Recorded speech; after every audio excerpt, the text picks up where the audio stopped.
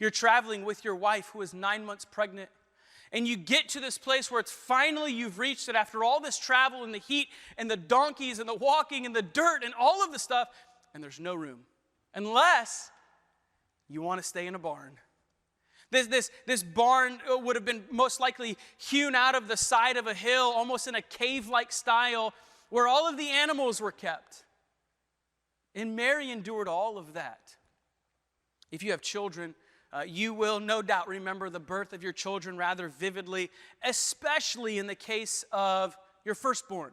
And I remember all of my children. My wife and I have 4 beautiful children. I remember the day that all of them were born. But there's something about, man, your first child being born. I remember when Lincoln was born. And he's 12, almost 13. And I remember that day, my wife and I drove to the hospital in the morning. And I remember the labor was actually rather long. And we ended up delivering later that night.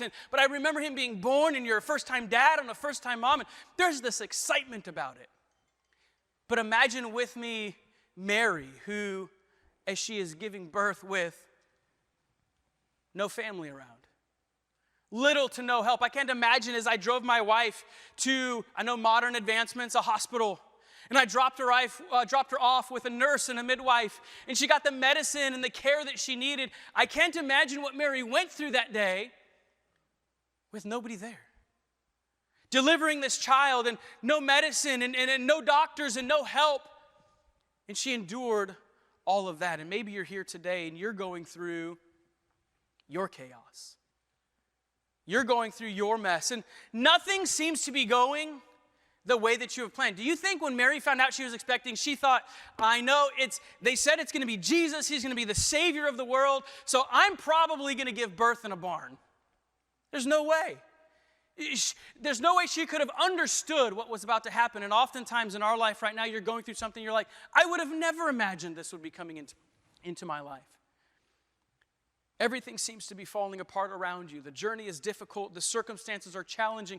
The pressure is rising. And just like Mary, you aren't sure what lies ahead. But this morning, take comfort in the fact that just like God was still in control then, He's still in control now.